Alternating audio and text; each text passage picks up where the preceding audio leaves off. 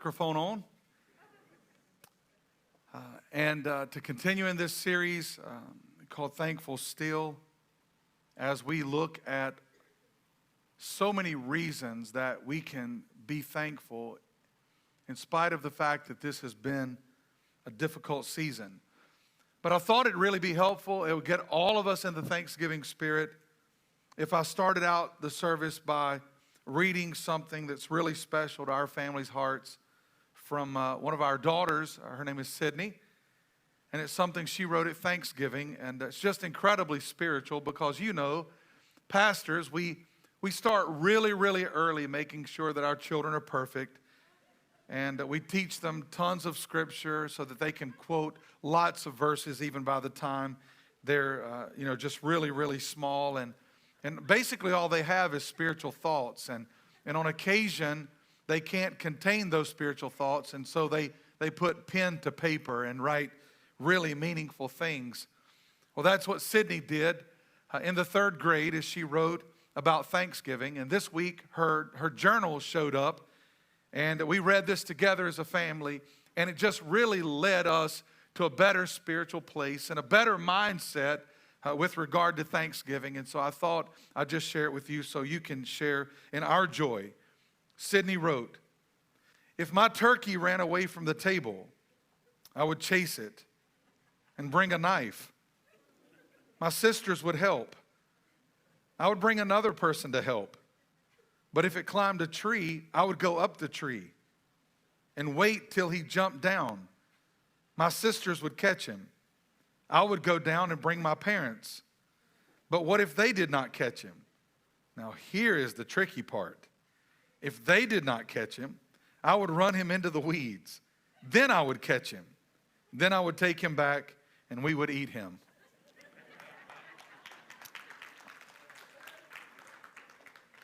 I'm glad I could share with you that Thanksgiving blessing, and now hopefully you're in a better frame of mind to celebrate Thanksgiving this week with your family. But in all honesty, this week has been kind of a difficult week. How many of you know what it's like to have weeks when you're just really not feeling it? Would you raise your hand and just be honest? Weeks when you're struggling. Well, that's been the week that I've had, and so early in the week I started studying and putting my thoughts together for what I would share this Sunday. And I had almost the entire message completed. The more I studied, however, the more convinced I was that the psalm that I was going to be bringing to you really didn't say what I was trying to make it say. The more I studied, the more I was convinced that I had missed the context of the psalm. And I've got to be honest, I'll be transparent with all of you. There's that moment when, as a pastor, you realize you have so much already studied out that you want to make it work. And so that's what I tried to do in spite of the fact that I just couldn't feel right about doing that. How many of you know it's never right to misrepresent someone's conversation? It's never right. But how do you feel right about misrepresenting a conversation inspired by the Holy Spirit? I couldn't. And so I sat down and started trying to study again. And I've been preaching now for 30 years, and it'd really be easy, I guess, to recycle something, but I just don't feel right about that. I want to always look into God's Word and bring to you what God is doing in my heart and life through His Word with a relationship to where I am at that specific time in my life. And so in total transparency, I told Pastor Pastor Tommy, a.k.a. Chicken, today that my mind just wouldn't work. It's like the pages of the Bible were blank. And I wanted to drop the bucket in the well, but it just felt like there was no water there. And about 1:30 this morning, I didn't know what to do but to cry. And I know that may sound really weak and maybe even silly to some of you, but I always want to take seriously what I bring to you because, well, Jesus died to save you. You belong to Him. And I always want to share truth with you that I feel convicted about.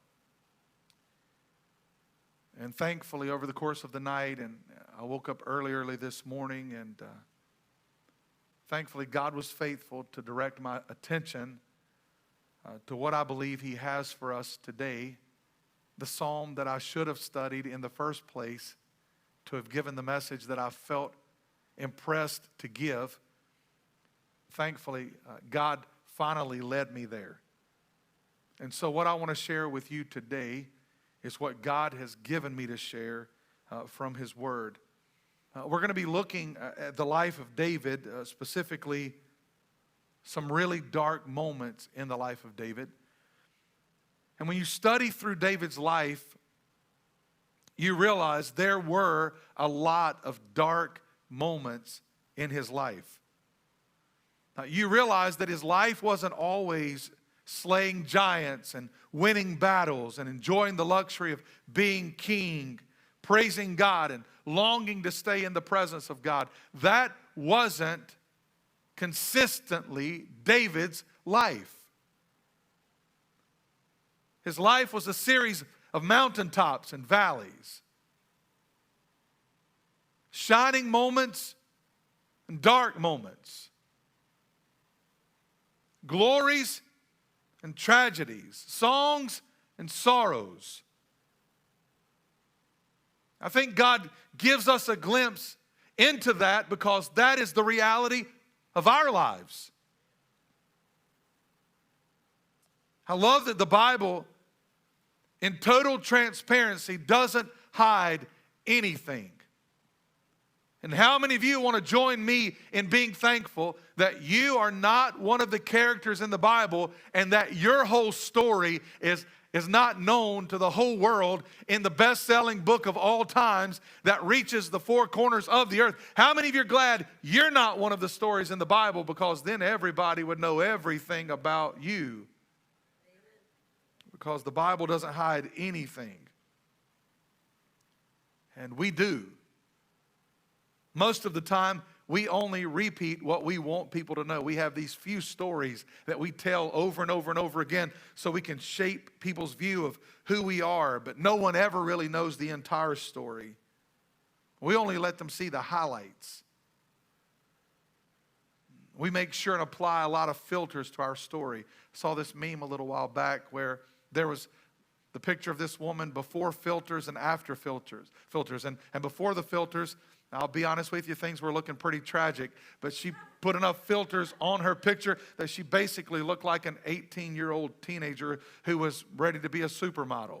If you apply enough filters, you can change the outcome. And I think a lot of us know that when we're sharing the stories of our lives, most of the time we apply the necessary filters in order to reach the best result. But the Bible isn't that subtle. And that's what we see when we read the life of David. The Bible doesn't just show us the living room, but the Bible shows us the basement. The Bible doesn't just show us the best of times, it shows us the worst of times. It doesn't just show us the greatest moments of his life, but it also shows us the gloomiest moments of his life. The exciting moments when he was surrounded by people who were singing his praises, and the darkest moments when he begged God not to remove his spirit or take away the joy of his salvation. And I know today it would be a lot easier to have you turn to Psalm 145 and read, I will extol you, my God and my King. I will bless your name forever and ever. Every day I will bless you and praise your name forever and ever. Great is the Lord and greatly to be praised, and his greatness is unsearchable. It would be so much easier to just read that, and from that say to all of you, we need to be more like that. That needs to define us this Thanksgiving. And all of us would leave thinking we need to be more like that. That needs to define us this Thanksgiving. That'd be a lot easier, because then we could enjoy the excitement of one of David's greatest psalms of praise. But instead of feeding off of David's excitement in Psalm 145, I believe today that God wants us to grow from David's experience in Psalm 142. Now, you can't read Psalm 145 and not hear David's excitement. Like, you don't have to be a Bible scholar. You don't have to be a great Bible student. You don't even have to believe the Bible to read Psalm 145 and hear David's excitement. But in that same way, you can't read the words, that was a good one, by the way, of Psalm 142 and not hear David's distress. Distress as he was enduring some of the darkest moments of his life. In Psalm 142, David was hurting and he couldn't hide it. How many people in the room have ever been to that place before? You were hurting and you couldn't hide it. Anybody in the room ever tried to pretend? Anybody ever tried to live under the slogan, I'm going to fake it till I make it? I'm just going to pretend until the dark cloud passes. But then you finally reach the place that you just can't hide it anymore. That's where David was. He was hurting because he was living through an incredibly difficult season, trapped in an incredibly difficult place. And one of the greatest sources of his pain in Psalm 142 was living in isolation. David was so lonely that he could feel it. And it wasn't that he was with people who were pretending to like him in a crowd and still lonely. No, he was lonely because there was no one there. He was completely, totally in isolation by himself. And I think all of us know that loneliness is never a good thing, especially during difficult times. Can anybody say amen to that? Adam lived in paradise, in the presence of God, without worry, without fear, without anxiety. Adam lived in the perfect place, seemingly in the perfect surroundings. But when it seemed like life couldn't be any better for Adam, instead of God seeing Adam content and fulfilled and smiling and laughing and happy, instead, God saw Adam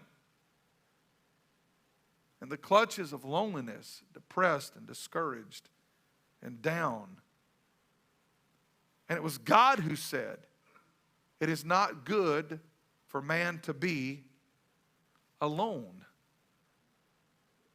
We weren't designed to be alone. We were designed to live in community with other people, in relationship with other people. We weren't designed to be alone.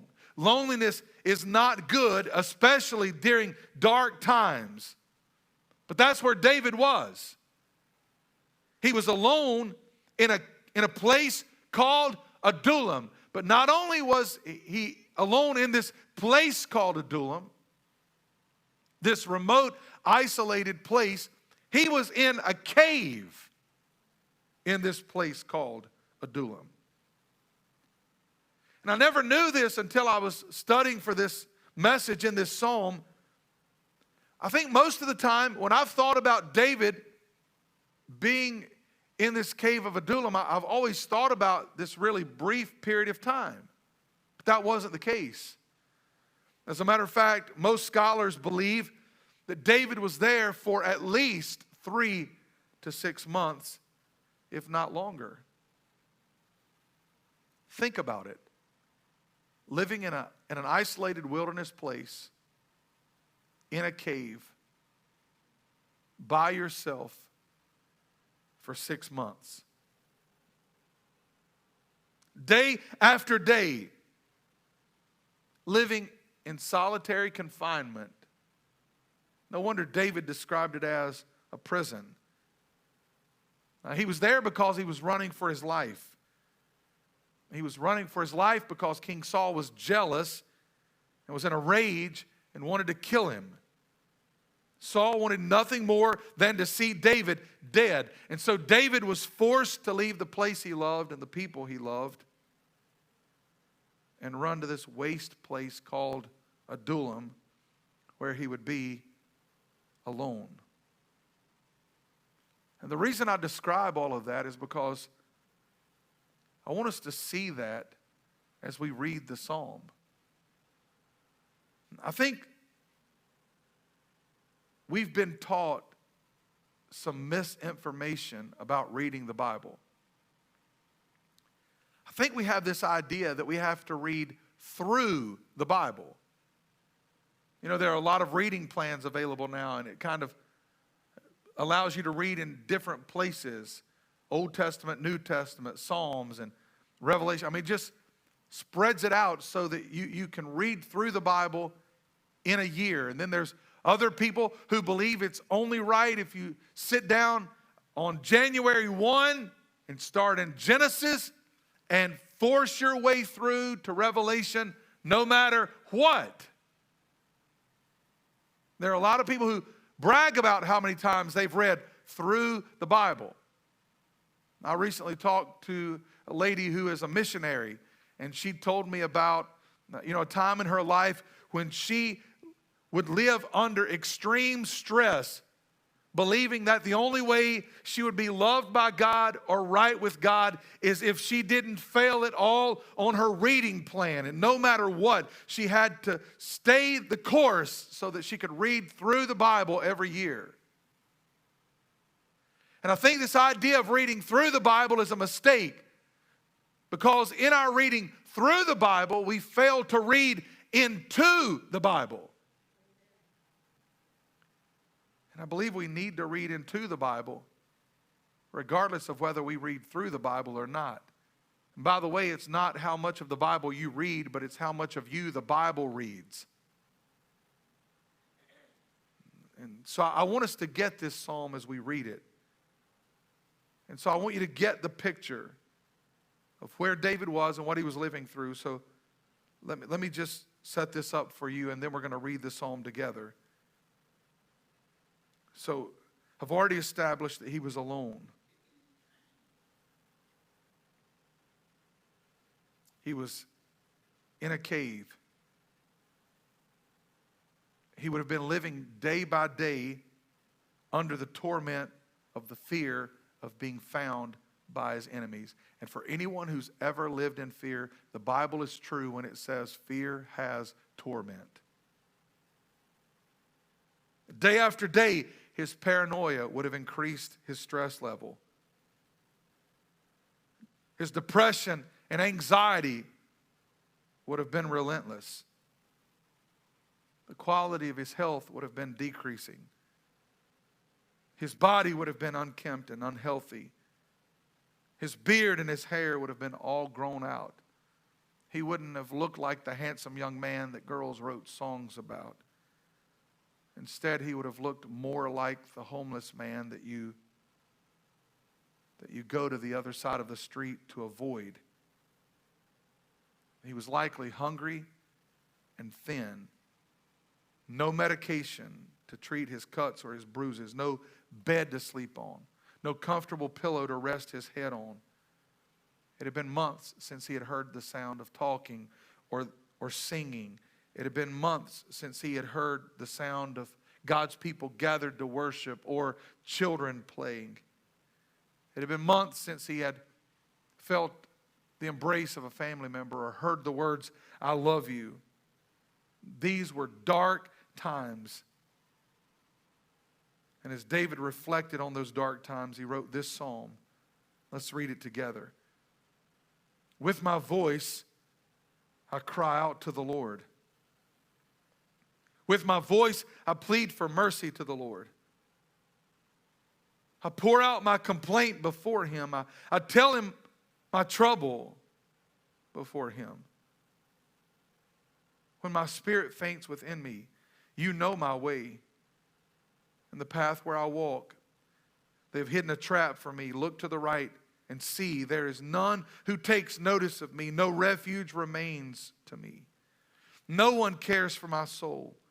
I cry to you, O Lord. I say, you are my portion, my refuge in the land of the living. Attend to my cry, for I am brought very low. Deliver me from my persecutors, for they are too strong for me. Bring me out of prison, that I may give thanks to your name. The righteous will surround me, for you will deal bountifully with me. David opens up this psalm by reflecting on this cry of anguish. This cry that he cried out to God. He didn't have access to social media, so he couldn't post in real time, "I'm crying out," while he was crying out. He was remembering this time. He hadn't forgotten it. He was looking back on it. This cry was so significant that it was etched into his memory. And I think I identify with that on some small level, because I know now that it's possible to hear a cry or to cry a cry that you will never forget. How many of you know of some significant, substantial cries in dark moments in your life? Cries that you will never forget. I've never forgotten the cries that were cried the night my dad's 33-year-old sister was killed in a car accident. In my mind, I can go to the middle room in my grandma and grandpa's house, and I can still hear those cries. I've never forgotten it. I've never forgotten the cries that were cried the night Sawyer drowned. I've never forgotten the cries that were cried by Denise's family the day her mom Rachel died. I've never forgotten the cry that I cried the night I received the news that my Papa Joe had died. Those cries were so profound that they have a permanent place in my mind. Do you have cries like that? Your family, your dark moments, your times of despair, cries that you will never forget. David's cry to God from the cave of Adullam was so deep and so intense, he never forgot it, never. And the cry that he's describing was a cry that was without dignity. It was a cry that couldn't be held back. He couldn't suppress what he was feeling inside. It forced its way out. And so he opened his mouth and he cried out to the Lord. And if you picture like a few tears or a little sobbing, and that's your image of crying, then you've missed it in this text. Because the word cry in this passage literally means to shriek or to bawl. David shrieked in agony before God. We're not even sure that David was describing words. We're not even sure that he really said or spoke words. But whatever it was from his heart to God. And I love what Charles Spurgeon said about this passage.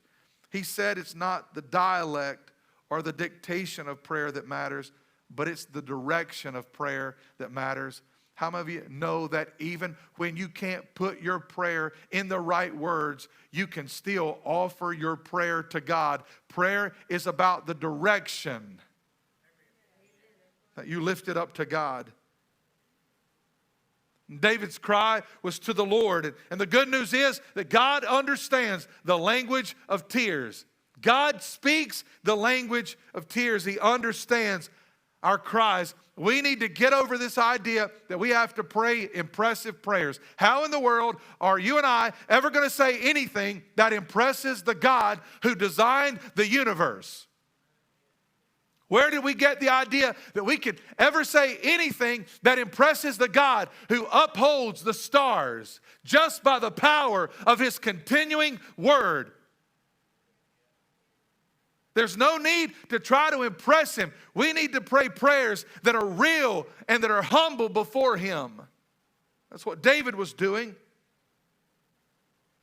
He knew that God understood. And I love Romans chapter 8, verse 26. Likewise, the Spirit helps us in our weakness, for we do not know what to pray as we ought, but the Spirit Himself intercedes for us with groanings too deep for words. When we don't know how to put our prayer into words, the Holy Spirit prays on our behalf. Isn't that awesome?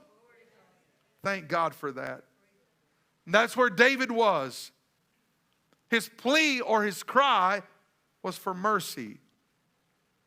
And the word mercy in this verse is really precious. I've got to show you the picture that it paints, because the meaning reveals that David's circumstances hadn't limited his view of who God was and where God was. That God was still God and that God was still great. David hadn't lost sight of that. When I look at this psalm and all that David was going through, I could understand if David had said, a God that would allow me to go through this pain and this heartbreak and that wouldn't step into my situation, that kind of a God is never going to hear my voice again. Because I've had people say things like that to me. Parents who lost a child, or people who were severely broken, or people who watched a spouse walk away and destroy their lives. I've had those people say to me, I will never believe in God again. I'll never pray to God again. I'll never go to church again. I'll never worship again. I've heard people say things like that before. After all that David was going through, I could understand if he said that. Or he could have said, a God that hasn't helped me through this is no God to me at all. He could have said those things, and I think a lot of us would have had sympathy for him and understood. But that's not where David was. Instead, he realized that he was still here and that God was still here. And he poured his heart out to God. That's what was happening, because he desperately needed God's help. And so the picture painted by the word mercy is this. The word mercy in this passage is an inferior addressing a superior, and the inferior asking the superior to have pity and stoop down and help. I read this and I think about, when our daughters were little and they would try to run. And when little kids run, a lot of times their bodies get ahead of their feet. And they start moving faster and faster as their bodies, push them forward faster than their feet will keep up. And so what happens in the end is they always fall. And I can remember each of our daughters at different times falling and skinning their knees, and they'd be lying on the ground crying. And that was the cry that prompted me or their mom to stoop down and to pick them up. That's what David was asking for. He was asking God for mercy. God, do for me what I can't do for myself. And I love that while David respected God and he was fully aware of the greatness of God, he also understood there was nothing that he couldn't say to God that God wouldn't be willing to hear. And so he said, I will pour out my complaint before him. I tell my trouble before him when my spirit faints within me. You know my way. How many of you are glad that we serve a God who's willing to hear our complaints? You don't have to pray platitudes to God. You can pray in honesty and confessing the position of your life and your disgust with where you are, your disdain for what you're going through. You can pour all of that out to God. He said, I complained to God. I let him have it. I told him everything. I didn't keep anything back. I will pour out my complaint before him. I will tell my trouble before him. When my spirit faints, you know my way. By the way, the last phrase in the verse proves that David knew that God knew where he was and what he was going through. Just because no one else knew where to find him, it didn't mean that God wasn't aware of his exact location. And so I just want to use that to remind you that even when you're in your darkest moments, when you feel like you're completely alone and isolated, God still knows where you are. God is always aware of where we are. You remember Job said, I look to my left, my right, before me, behind me. I don't know where God is, but he knows the way that I take. It's more important that he knows where I am than I know where he is. David said, even when my spirit faints, God, you know exactly where I am. You know what I'm going through. He poured his complaint out to God. He goes on to say, in the path where I walk, they have hidden a trap for me. Look to the right and see. There is none who takes notice of me. No refuge remains to me, and no one cares for my soul. David knew that he was being hunted. And he knew that if he was found, he'd be killed. All right, I killed Goliath, but this army's too great for me. I can't take them all. I killed, bears and lions, but I can't deal with this. This problem is too big for me. Anybody identify with that? Can you say amen? Amen? Lord, I've been through some things in the past and I've tried to persevere. I've tried to endure, but what I'm going through right now is bigger than I can handle. He said, they're hunting me down. That's why he couldn't leave the place of isolation. Traps are everywhere. But the thing that really seemed to break his heart was not that his enemies were pursuing him. The thing that really broke his heart was that the people who he thought cared for him weren't pursuing him. He said, no one takes notice of me. He felt like he had been completely forgotten. Down in this cave, out of everyone's sight, he felt that he had just been discarded. No one cared. Anybody in the room ever been to that place? Nobody really cares about me. Nobody really cares about what I'm going through. When you're in a dark place and you feel invisible, and that's difficult. David said, there's nowhere for me to go. And so because there is nowhere for me to go and no one who cares for my soul, God, I'm going to turn to you. That's what he says. I cry to you, oh Lord. There is nobody else. I'm alone. There's nobody around. But even when there's nobody around and there's no one for me to run to, God, I'm going to run to you. And notice what he says. You are my refuge. You are my portion in the land of the living. God, you are all that I need. Attend to my cry, for I'm brought very low. Deliver me from my persecutors, for they are too strong for me. Bring me out of this prison that I may give thanks to your name. The righteous will surround me. This is a statement of faith. The righteous will surround me, for you will deal bountifully with me. After all that David had been through, after all that he had dealt with, after all of the darkness, David was still concerned with being thankful still. And that just amazes me. Instead of saying, God, I will never praise you again. Instead, David was saying, God, I want to praise you again.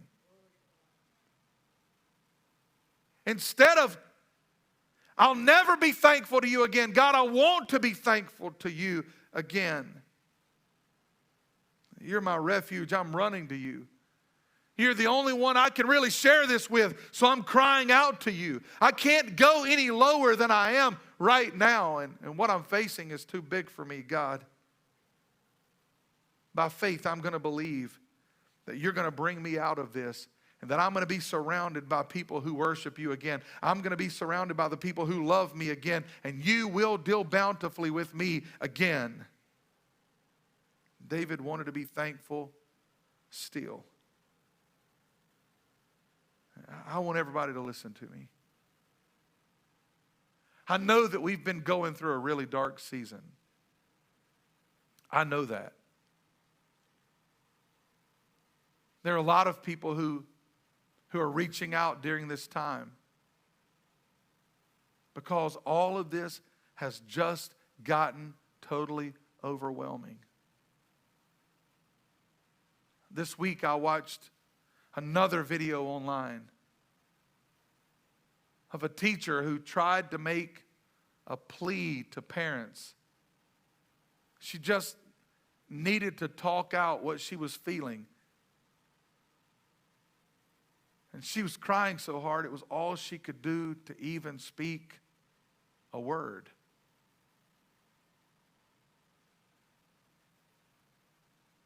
I know people in the medical profession, they're making videos, and some of them are afraid and overwhelmed. A lot of people are struggling. There's been a lot going on during this season. Recently, I saw someone break down and cry to the point they were trembling. And they said, it seems like everything's been ruined. People don't even treat people the same. No one looks at anyone the same. Everything feels cold. Will anything ever be right again? That's what they were confessing.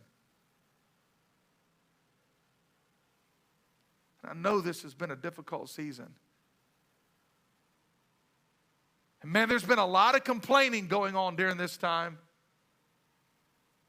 Not just around me, but by me. I've heard people complaining about everything. People complaining that they feel like their lives have been taken away from them. People complaining about their jobs. Some people complaining because right now they don't have a job, and other people complaining because right now they have a job and they're being worked too hard. People complaining when they're out in public. People are more on edge. I've heard people in restaurants complaining more. People in businesses complaining more. They're not happy with the level of service they're receiving. Denise and I, this past week, made the big mistake of going to Walmart pre-Thanksgiving. And we almost saw a fight break out at the cash register because there was a young lady who was not getting what she thought she was supposed to get at the price she thought she was supposed to get it.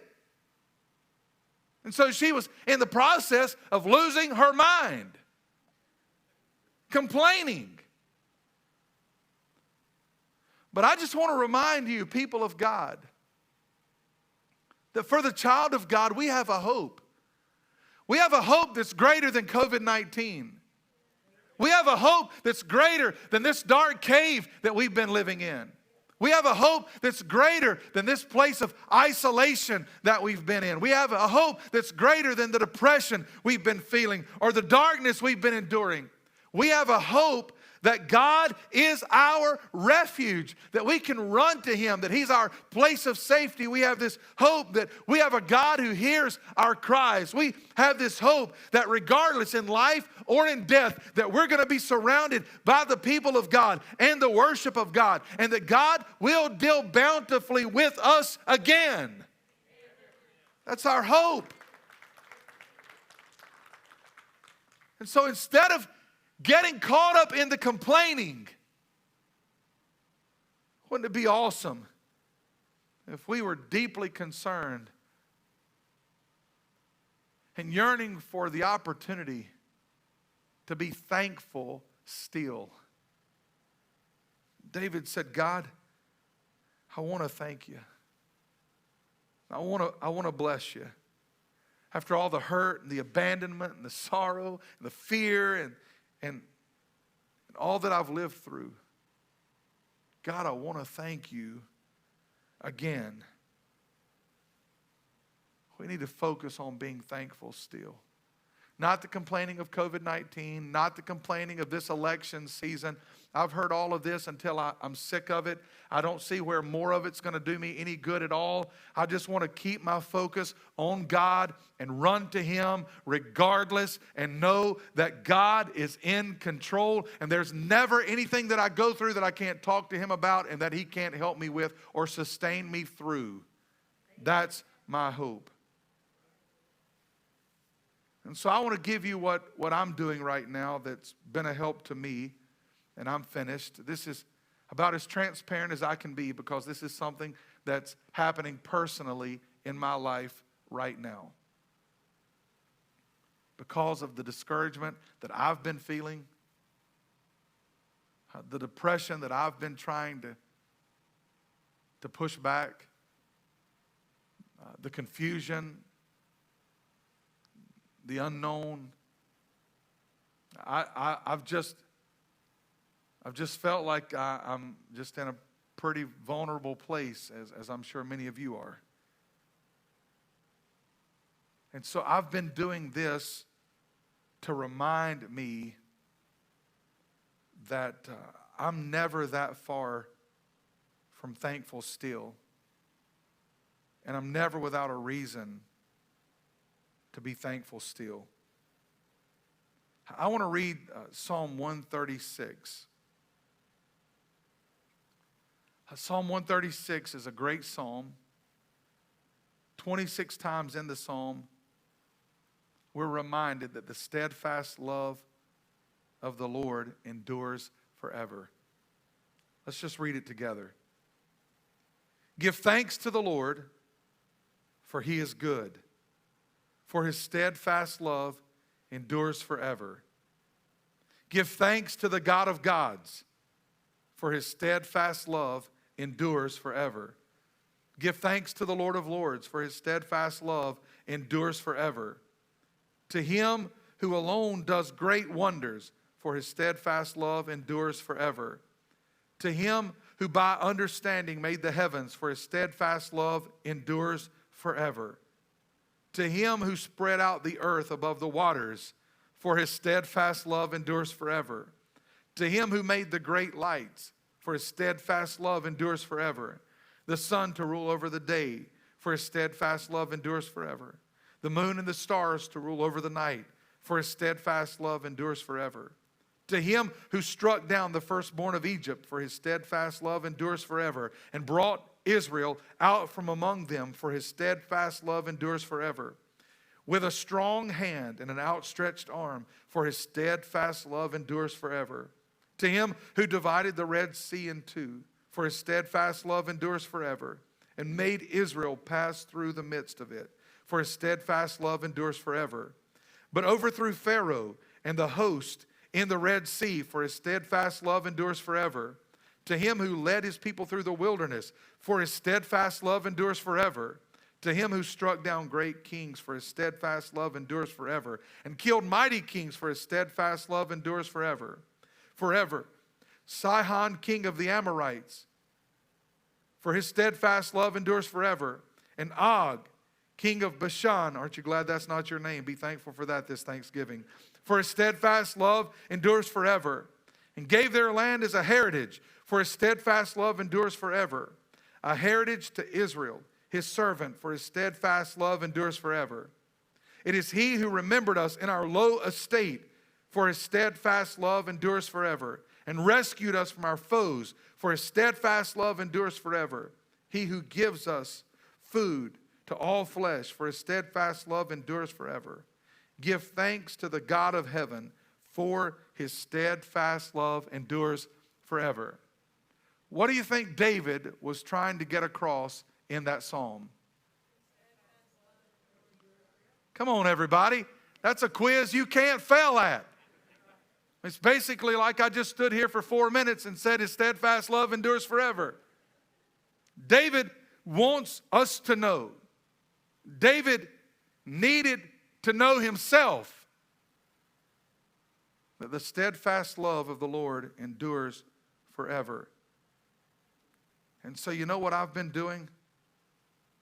I've started writing my own Psalm 136. Hey, can I challenge everybody here today? And I know a lot of you aren't going to do this. A lot of you aren't going to do anything I say. So I know that's kind of a joke, but I know a lot of you are not going to do this, but I want to challenge everybody to do this. What would it look like if you wrote your own Psalm 136?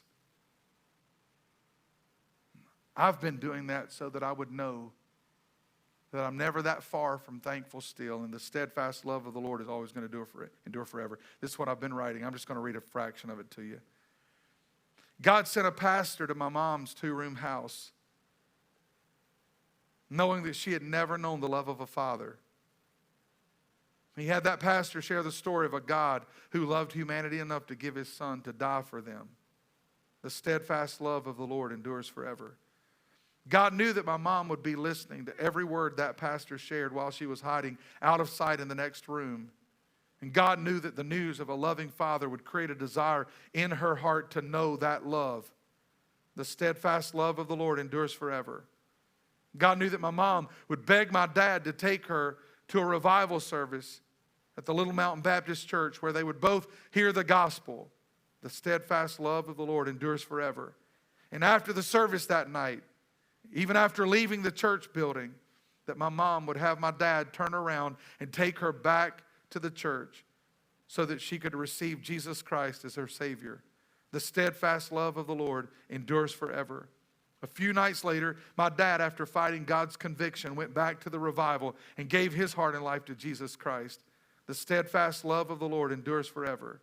That meant that God would allow him to finish receiving his diploma after being kicked out of school, and that God would deliver him from a reckless life of alcoholism. The steadfast love of the Lord endures forever.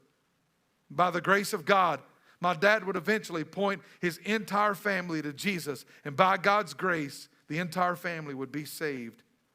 The steadfast love of the Lord endures forever. And because of his goodness and his grace, I would have the opportunity to grow up in a Christian home, in a Christian family. The steadfast love of the Lord endures forever.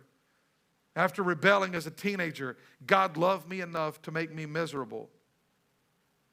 And he saved me, and he changed my life. The steadfast love of the Lord endures forever. He allowed me to meet my wife, Denise, who would impact my life outside of Jesus Christ more so than anyone else on the face of the earth. His steadfast love endures forever. Are you getting the idea? God, I just want to remember everything you've done for me. And I want to know it's all because of your love. And so as we stand, I just want to remind you that even during COVID-19, the steadfast love of the Lord endures forever. We won't be in a cave always. We won't be in darkness always. The isolation won't last always. But even during those times, God's your refuge, and you are never that far from being thankful still. As they get ready to sing this amazing song, I want you to listen to the words. I know we're not singing, but man, let this soak in. If you're in the room or watching online and you're not a Christian, I want you to know you're not that far from the steadfast love of God. There's a God who loves you today, who wants to be your refuge. Run to Him and let Him be your salvation. I'm so thankful that right now you can give your life to Him. And then for the Christian, right now you're living through a difficult season. And you feel isolated, alone, down, discouraged, depressed. I just want to remind you that God knows where you are and what you're going through. And we have reason to be thankful still. Sing it if you would, please. Bless the Lord, oh my soul, oh my soul. I worship His holy name. Sing like never before, oh my soul. I'll worship your holy name. The sun comes Think about it. up, it's a new day dawning. It's time to sing your song again. Whatever may pass and whatever lies before me, This is what I long for. let me be singing when the Thankful still. evening comes. Bless the Lord, oh my soul, oh my soul. God, let my praise be greater than my complaint. Worship your holy name. Sing like never before, oh my soul. I'll worship His holy name. My favorite verse, sing it. You're rich in love and you're slow to anger. Listen. Your name is great and your heart is kind. Here it is. For all your goodness I will keep on singing. 10,000 reasons for my heart to find. Bless the Lord, oh my soul, oh my soul. I worship His holy name. Sing